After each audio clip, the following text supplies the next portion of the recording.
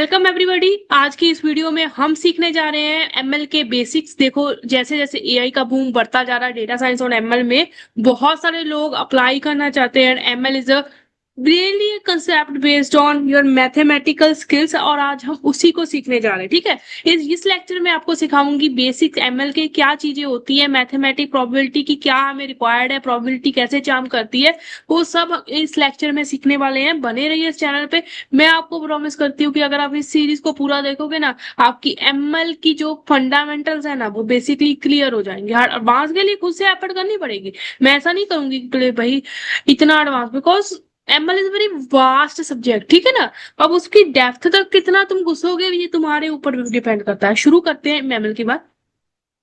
सबसे पहले हम देखते हैं एमएल क्या होती है। देखो, हमारे कंप्यूटर के पास पहले हम क्या करते थे, हमारा ये कंप्यूटर है, ठीक है, कंप्यूटर है। हम पहले हमारा एल्गोरिदम्स लिखते थे, डेटा स्ट्रक्चर्स की एल्गोरिदम, जिसमें एक हम इनपुट दिया करते थे एंड देन उसके अंदर एल्गो लगी होती थी एंड वो उस एल्गोरिदम या कोड को चलाता था और हमें आउटपुट देता था। ठीक है, ओके, यही हमारा कंप्यूटर बेसिकली करता है ना। अब मशीन लर्निंग क्या होती है? मशीन लर्निंग एक ही कंसेप्ट है कंप्यूटर का, बट ये आता है किसके अंडर आता है, is a sub domain of AI, data science and ML. Both are sub domains of AI. Basically ML क्या है?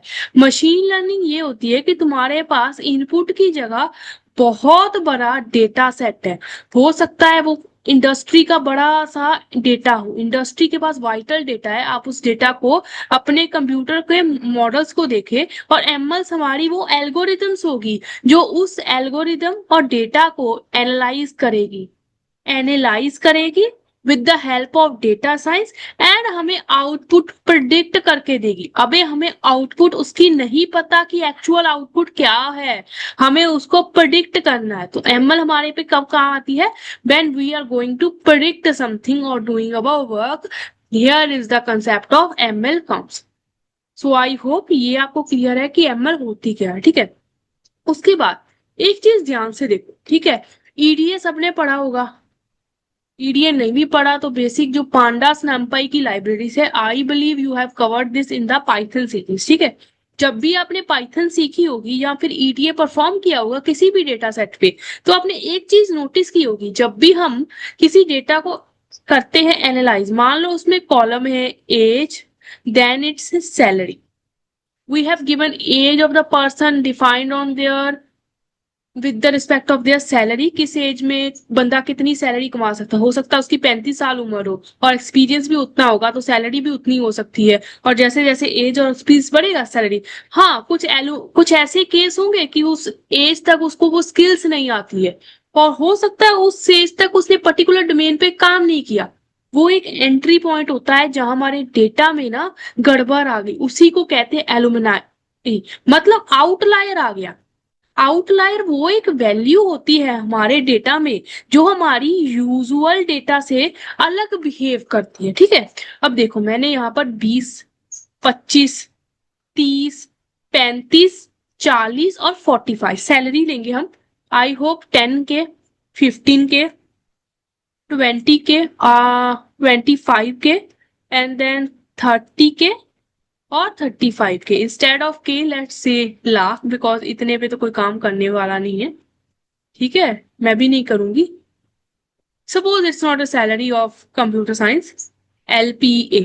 ठीक है, एलपीए पे कोई बंदा काम कर रहा है, उसकी सैलरी मैंने यहाँ पर डिफाइन कर दिया। ठीक है, अब देखो मैं एक ट्रेंड देखूंगी, मैंने एज और सैलरी, अब देखो दो वेरिएबल थे ना, जब भी हम ईडीए परफॉर्म करते थे दो वेरिएबल में, तो हम उसमें क्या करते थे? By variate analysis. By variate analysis क्या होता है? बाई वेरिएट एनालिसिस मैंने बताया था आपको, एक प्लेलिस्ट दी थी मैंने बड़ी सारी सीरीज, जिसमें ईडीए मैंने पढ़ाया था।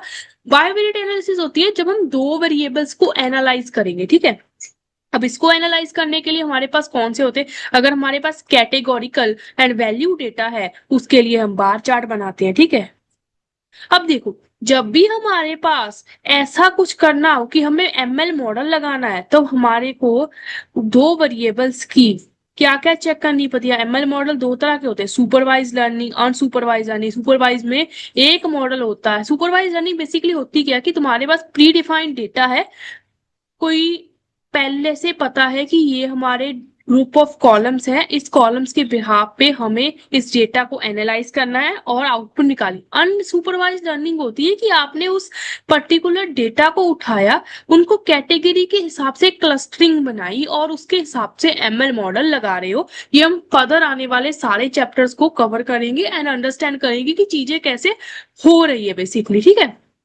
अब तक के लिए क्लियर है। अब देखो सुपरवाइज लर्निंग में हम क्या चेक करते हैं, क्या दो वेरिएबल एक दूसरे को इम्पैक्ट कर रहे हैं। अब देखो इसका कहने का मतलब यह है कि ईडीएम में हमने एक और स्कैटर प्लॉट सीखा था।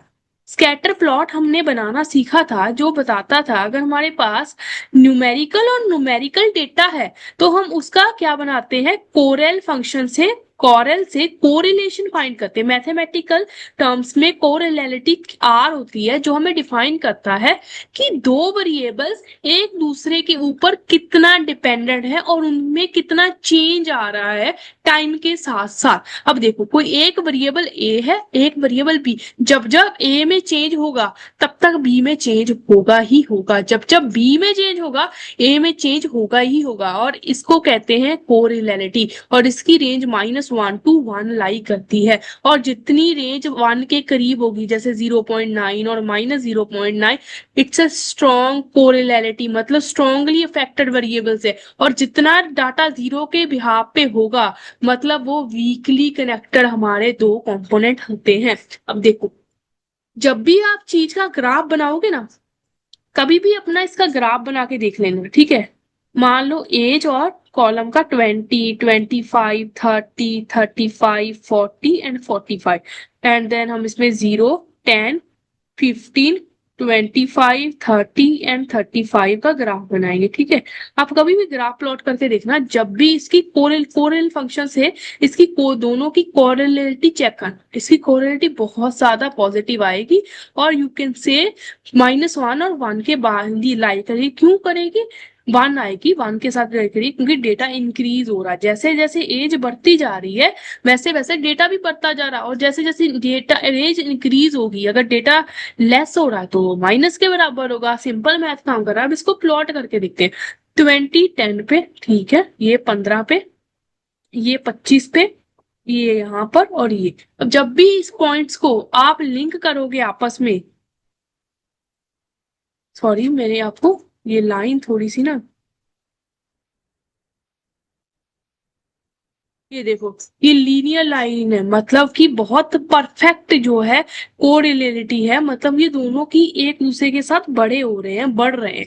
इसी को हम कहते हैं कोरिलेशन की। और linear regression, linear regression model सीख लिया भैया एमएल का। लीनियर रिग्रेशन कुछ नहीं कहती भाई, इसका मतलब ये होता है कि दो वेरिएबल आपस से लिंक्ड है और वो एक दूसरे के साथ बढ़ रहे हैं, उनका एक दूसरे के साथ इम्पैक्ट बन रहा है। और रिग्रेशन इसी को बोलते हैं। Regression means you have a line equation. आपने मैथमेटिक्स में बचपन में पढ़ा होगा कि लाइन की इक्वेशंस होती है mx+b। m होती है स्लोप और b होती है हमारा, जो हम किसी भी परफेक्ट रिजल्ट को पाने के लिए जो हम सिंपल डाटा, अगर आपका एग्जाम है, ठीक है, एग्जाम में आपने एमएक्स नंबर हासिल किए और आपको पास होने के लिए कुछ ग्रेस मार्क्स चाहिए, that is called B. To be on this perfect fit line, this extra part is added to our data. हो सकता है 0.2 0.3 से हमारा जो पॉइंट है माइनरली इस लाइन बेस्ट फिट लाइन पे लाई नहीं करता, तो उसे लाई करवाने के लिए हम बी का यूज करते हैं। तो इक्वेशन हमारी यही होती है। इसी से हम फाइंड करते हैं प्रेडिक्शन। इसी से प्रेडिक्शन फाइंड करेंगे। हमारे पास एज दी होगी x, सैलरी दी होगी y, इसमें पुट करके हम प्रेडिक्टेड वैल्यू निकालेंगे और यही हमारे मॉडल की रियल प्रेडिक्शन होगी, ठीक है। और जो भी हमारा मॉडल आउटपुट दे रहा है हम उसके आउटपुट और प्रेडिक्टेड आउटपुट को आपस में लिंक करके मैच करके देखेंगे। अगर वो एग्जैक्टली मैच हो रहे हैं तो हमारा एमएल मॉडल बहुत अच्छा है। अगर एरर है तो हमारा एमएल मॉडल सेटिस्फाई नहीं कर रहा है उस चीजों को। इस चीज को बारीकी से समझना होता है, ठीक है। इसको डिटेल में पढ़ेंगे हम, ठीक है। अब देखो आगे क्या क्या पढ़ने वाला है इसमें। मैंने आपको रिग्रेशन समझा दिया कि कैसे लीनियर इक्वेशंस बनती है। लीनियर इक्वेशन के पास हमारा आर क्या करता है, कोरिलेशंस क्या होता है। अगर आपको नहीं पता तो प्लीज इसको जाके सर्च करो। जिसने स्टैट्स एंड प्रोबेबिलिटी नहीं पढ़ा है तो एमएल से पहले मैं चाहती हूँ कि आप बेसिक सा उसको टच देके जरूर आना। It's really help allot. उसके बाद हमारे पास रिग्रेशन लाइन के बाद आता है हमारे पास कंसेप्ट बेस्ट फिट लाइन। अब देखो बेस्ट, मैंने आपको बताया ये जो लाइन होती है ये हमें प्रेडिक्ट करने में हेल्प करती है। It will give us the predicted result. Model कुछ रिजल्ट देगा उसको हम अलग से रखेंगे, लेकिन जो हमें मशीन प्रेडिक्ट करके दे रही है, this is our concern, this is our concern, जो हमें लिटरली देखना होता है। ठीक है। अब बेस्ट फिट लाइन क्या कहती है? बेस्ट फिट लाइन ये कहती है कि जब भी हमारी कोई लीनियर इक्वेशन की लाइन बन रही है, स्कैटर प्लॉट जब हम बना रहे डेटा का, डेटा पॉइंट्स हमारे आपस में स्कैटर हो रखे, हो सकता है डेटा डेटा डेटा। अब देखो बेस्ट फिट लाइन वो डेटा के पॉइंट्स होते हैं जो कि near by to all scatter data, means वो वैल्यूज जो सारे पॉइंट्स की नियर बाय होके गुजरे, उसी को कहते हैं बेस्ट फिट पॉइंट लाइंस। ये हमें किसके लिए हेल्प करती है कि जो भी हमारी प्रेडिक्शन है, जो भी हमारी प्रेडिक्शन है आउटपुट वाली रियल जो ये है, वो ओरिजिनल प्रेडिक्शन यहाँ है, और जो भी हमारी एमएल की प्रेडिक्शंस है वो ये पॉइंट्स हैं स्कैटर प्लॉट के। ठीक है ना, इसी को बोलते हैं। अब देखो हमने सैलरी और एज में जो देखा था ये मेरे इक्वेशन की प्रेडिक्शन थी, लेकिन एमएल मॉडल को जब हम इसमें स्टैट्स का स्किपाई का लीनियर रिग्रेशन का टी टेस्ट करेंगे, टी टेस्ट से हम एक्स टेस्ट की वैल्यू, वाई टेस्ट की वैल्यू, वाई ट्रेन एक्स ट्रेन जो भी करेंगे आगे वाले लेक्चर्स में सीखेंगे। अब हमारे पास जो भी डेटा होगा हम उसको जज करेंगे, और जो बेस्ट फिट लाइन होती है ये हमें बताती है कि what is the near by mean value to the scatter data given to us linear data जिसमें रिग्रेशन हो, मतलब जो दो वेरिएबल आपस में बढ़ रहे हैं। अब इसमें कोरिलेशन और कोगेशन दो चीजें आ जाती है। कोरिलेशन मतलब दो वेरिएबल लिटरली आपस में लिंक करते हैं। अब देखो global warming, global warming is increasing, global warming जो है इंक्रीज हो रही है, ग्लेशियर्स आर मेल्टिंग। अब ग्लेशियर्स कितने मेल्ट हो रहे हैं उसका कुछ नंबर है हमारे पास डेटा में, ग्लोबल वार्मिंग कितनी है उसका कुछ नंबर है।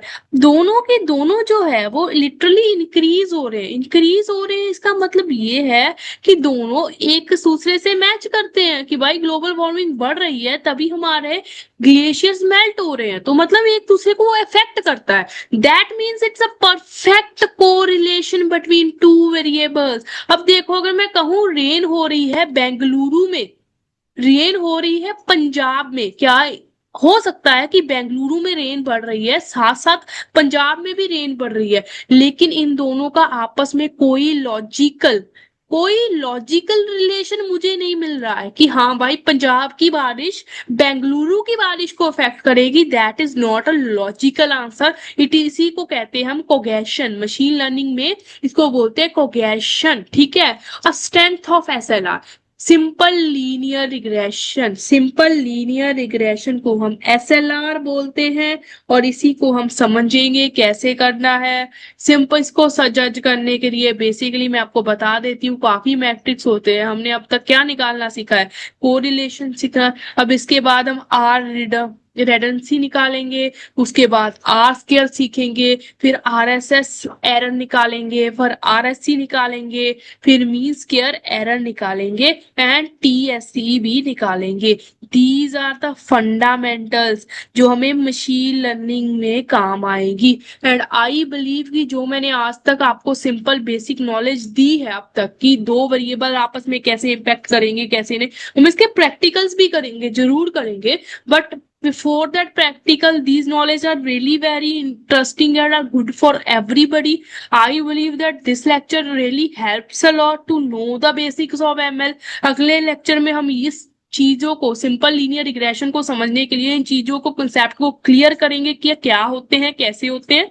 तब तक के लिए इन सब चीजों को ध्यान से पढ़ लेना। वीडियो में कोई डाउट है तो मेरे को कमेंट सेक्शन में कभी भी रिप्लाई कर सकते हो, मैं आपका आंसर जरूर देगी। मिलते हैं नए नेक्स्ट वीडियो में, तब तक keep learning, keep growing and never rest at your place. Thank you. मिलते हैं, बाय बाय।